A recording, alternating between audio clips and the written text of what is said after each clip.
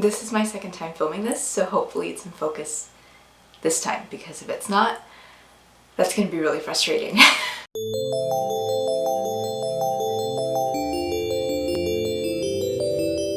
Okay, so like I said, hopefully this is in focus. I've already filmed this once, and I really would not like to film it again. Today, I thought I would share with you all the different ways I track my reading. I say all because, as it turns out, I have 6 different ways of tracking my reading, and while that might be a little bit excessive to some, I really enjoy it. I think it's a lot of fun to have different formats and different ways to track it, to talk about it, and to share it with other people. So today I'm sharing all that with you guys so you can hopefully have a bit of a better understanding of how I track my reading. I like to break down my tracking into 2 things, daily and long term. Having the daily helps me track the long term, and having the long term gives me a better idea of what my reading is like as I go through the year and to be able to compare it to past years. The first thing that I use is an app on my phone called Bookly. I've seen some people on Bookstagram and on BookTube talk about it before. Basically, it's an app where you can go in and you can scan your book, you can put in the ISBN and everything. You can edit all the information you need to about your book and customize it to what you're reading, whether that's a physical book, an audiobook, an ebook. And from there, it helps you track your reading speeds and the number of pages you read in each session. It gives you kind of an idea of how quickly it takes you to read a book and how it estimates how much time you have left in the book that you're currently reading. I like this app because it's really easy to use, and I really like knowing exactly how quickly I read. I've always said that I'm a fast reader, but Bookly kind of gives me a more specific breakdown of my reading. I know that I average about 0.7 minutes a page, so that gives me a good idea of how long it takes me to get through pretty much any given book. And while that might change depending on genre, age group, writing style, author, story itself, I have a general idea of my own reading, which I really like. Bookly also gives you stats graphics at the end of each book. This is limited to the paid version though. I do pay for it. It's not something that I know everyone wants to pay for. The free version is totally fine if you want to use that. You just can't have more than, I think, 10 books on it at a time. You kind of have to delete them as you go if you want to keep that. I personally don't really use the graphics much. I've used them a little bit here and there, mostly just to post about it.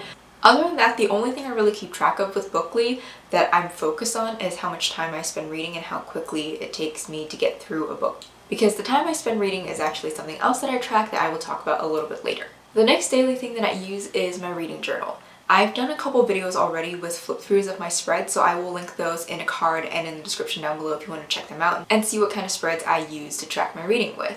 Among the things that I have in here are a reading pixel calendar where I have a range of numbers and a range of colors, and I color in a box depending on how many pages I read that day. It helps me get an idea of roughly the number of pages I'm reading every day, and it's also a really simple way for me to tell how quickly I finish a book, because I can tell by the colors how quickly I am going through a certain book. I have a bookshelf for 2021 that I color in depending on whether I finished a physical book, ebook, or audiobook, and I just write the date that I finished it and it goes on my shelf, and at the end of the year I'm able to look at it and see what formats I read the most and possibly how quickly I went through each of those formats. Most of what I use my reading journal for is actually my reading notes. I print out little covers of the books on my TBR, and as I'm reading the book, I take notes on it, and this helps me with my wrap-ups at the end of the month. It also helps me if I'm talking about the book to someone and I'm not exactly sure what I thought in the moment. I can look back at this. I really like being able to do that because it's helped a lot with my wrap-up reviews. Before I had this, I would start writing my review pretty much once I was done with the book so that I wouldn't forget anything, but having this allows me to take more notes of what I'm thinking and feeling in the moment, and I can even go back and look at my predictions for what the book is going to be and compare that to what it actually was in the end. One thing that I really like about my reading journal is that it's a lot more visual and it's a lot more hands-on for me. I like the act of drawing and writing and coloring in all my own information, and being able to do that in a physical thing where the colors are the first thing that visually guide me to a better sense of my own reading is something I have a lot of fun with. I'm not the most colorful person in real life. Most of my wardrobe is pretty much just black and dark colors, but my reading journal is the one area that I choose to use a lot more colors to represent different kinds of reading, and I also like to see how the colors come together to make up my reading year overall. And then I have Bookstagram. Most of the time when I'm reading a book, I post a little about it on my stories, and I just let people know that I've started a book, how I'm feeling, that I've continued reading a book, and if I have any like minor complaints, that sometime where I talk about them first before I talk about it in my reviews at the end of the month. I also have a highlight there wrapping up all the books I read in each year. Basically, when I finish reading a book, I make a little graphic and it has the title of the book, the cover, the number it is among the books I've read that year, and the rating. It's a quick little thing to give people and myself an overall impression of what the book was and to give them kind of a hint to what they might expect when it comes to my wrap up at the end of the year. I like doing that because it's fun to share my thoughts and feelings about a book with other people, especially if I'm actually for once on the bandwagon and reading books at the same time other people are reading popular books. Usually I'm really behind on these things, but when I am able to talk about popular books and when I am able to talk about new releases, I like being able to do this because it creates conversation among me and my followers and my friends. The other way I track my reading with Bookstagram is in the captions on my regular posts. I'm usually talking a little bit about what I'm reading or maybe even the fact that I haven't been reading. It's a quick way for me to communicate with other people about what's going on in my reading life and how I'm feeling about a book at any given moment. While I don't necessarily consider that a method of tracking, it is a way I share and talk about how I'm feeling about a particular read or a particular book, or maybe even the fact that I'm not reading and in a reading slump at the moment. Moving into the first of my long-term tracking, I use Goodreads. I've had a Goodreads account for a really long time, but I don't think I really started using it seriously until 2014 or 2015. It used to be my primary method of tracking because that was kind of all I knew how to do. So I created a bunch of shelves and a lot of things that I actually don't really use anymore. Most of what I use Goodreads for right now are the main shelves like currently reading, want to read, DNF, and I think my TBR shelves that are on there. I have a shelf for all the books that are on my audiobook TBR and one for my physical TBR. I have my want to read list, which I need to update and clear out a little bit. I have my currently reading list, my DNF list. Other than that, I don't really use it for much. I like that it's kind of a social media platform, but to be completely honest with you, I don't check it as often as I used to. One of the reasons why I actually don't use Goodreads as much anymore is because they don't have a half-star rating. And because I do use the half-star rating for myself, it gets a little frustrating at times that I can't accurately reflect what I'm feeling about a book. I'm trying to get back into using Goodreads a little more, as in leaving a little review whenever I'm done with the book, because that's the other thing I'm really bad about, updating where I'm at in a book on Goodreads. I try to leave a little bit of my thoughts and feelings about a book and the actual rating if I gave it a half-star pretty much right when I finish a book, because I think that gives people also a general impression of what I'm thinking before I link them to my final wrap-up at the end of the month. I do have a link to my Goodreads page down below if you want to be my friend or if you want to follow my reviews.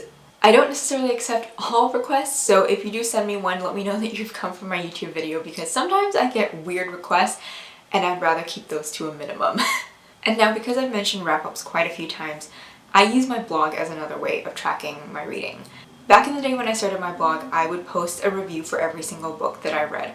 I had kind of a schedule set for myself and it worked for me. I had an individual review for each book that I read and I enjoyed doing that. Once I got into college, that was a little harder just because of the class load. I fell behind a lot, and honestly there are books that I still haven't reviewed that I read in the past and that I'm never going to go back and review just because I don't really remember my thoughts and feelings on those books anymore, which is kind of a good and bad thing.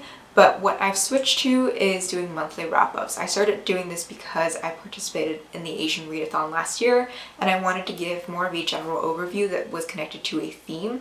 I like that format a lot, so I decided to start doing monthly reviews, and I think that's a lot easier for me. I get to take the notes from my reading journal and compile it into a fuller review. And while it's not as detailed as an individual review, I do try to talk through as much of my feelings as possible without spoiling something. And I do also put trigger warnings or content warning before my mini review of each book. I also do other bookish and writing posts on there and some stuff connected to pop culture and storytelling. For me, mostly the monthly wrap-ups are just a great way for me to share what I'm reading with other people, and also a much easier and faster way for me to look back at what my thoughts and feelings were about a particular book. And lastly, perhaps one of my favorite ways of tracking my reading is spreadsheets. I started doing this because of a class that I took in school. We did a bunch of work with spreadsheets. Other people started using them to track their finances and their daily schedules, but I decided to use it to track my reading because that is the way that I found spreadsheets most interesting. I think my first spreadsheet goes back to 2018. I'm actually not quite sure. I started out by using it on Microsoft Excel, but I've since switched to using Google Sheets, and I'm trying that out for this year because I want to see between the two which one I favor a little more. When I started tracking my reading stats in spreadsheets, I tracked very few things. I would say I tracked maybe like 10 things, and now I've migrated up to about 20-ish, maybe a little more. Aside from things like how many books I've read in a month, how many pages I've read in a month, and when I started and finished each book, I track things like author gender, author sexuality, main character gender, how many points of view I'm reading from, the genres I'm reading from, and obviously it's another place for me to track stuff like star ratings. I do think that right now, after having used Google Sheets for about a month, I like it better than Excel because I like the way Google Sheets allows me to freeze certain columns. One of the things that I freeze is my title headings, so that no matter how far down in the document I scroll, I always know which columns are for what, because I tend to forget that. Being able to freeze my titles really helps me keep track of the information that I'm supposed to put in each column, and it helps make sure that I'm not putting in the wrong stuff. I like using spreadsheets to track my reading because at the end of the year I get a bunch of numbers that I turn basically into a stats guide of my reading for the year. I'm able to turn a lot of that information into a reflection of my own reading. I like being able to know specifics about my reading because it helps me push myself into broader genres and broader areas. For example, I know that I read a lot more white authors than I would like to admit, and so being able to see exactly how many authors are white helps me to branch out more and helps me to be a lot more intentional and conscious about the books that I'm choosing to pick up throughout the year. I'm also trying to diversify my reading a lot more into the LGBTQ community, both from the authors and from the characters. I really want to gain a better understanding of it, and I think without the reminder of entering that information every single time, whether the author is straight or part of the LGBTQ community, it makes me think more about the kinds of authors I'm supporting and how broadly I am actually reading. Also, the numbers are just honestly really fun for me. I like that the spreadsheets do the math for me so that I don't have to do the math by myself because I'm not great at that. And so having a system that calculates and tracks things for me and takes in information that I put in and puts them into different columns and arranges them for me, that makes my life a lot easier, but it also makes it a lot more fun. I really like looking at progression and I really like watching numbers change.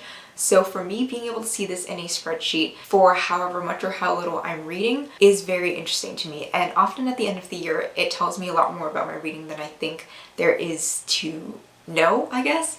I do have a video of my 2020 reading stats if you want to go check that out and see kind of how I use this information to break down my reading, what that means for me, and what I'm going to do moving forward with that. And that is the last of how I track my reading.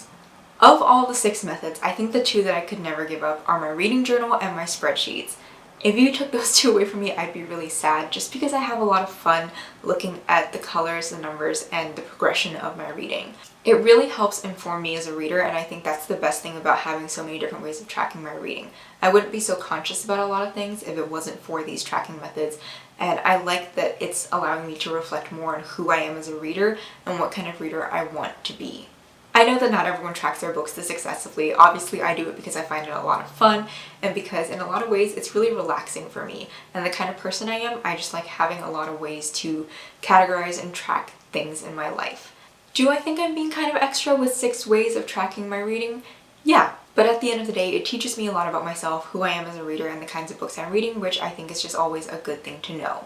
That is all that I have for this video. I would love to know how you guys track your reading, if you use Goodreads, if you use notebooks, if you use Excel spreadsheets, pretty much anything. I would love to talk to you guys about it. I think it's really interesting and I'm always looking for new ways to track my books. So if you have any recommendations, please let me know in the comments down below and I will 100% check them out. And I will see you guys in a new video next Saturday.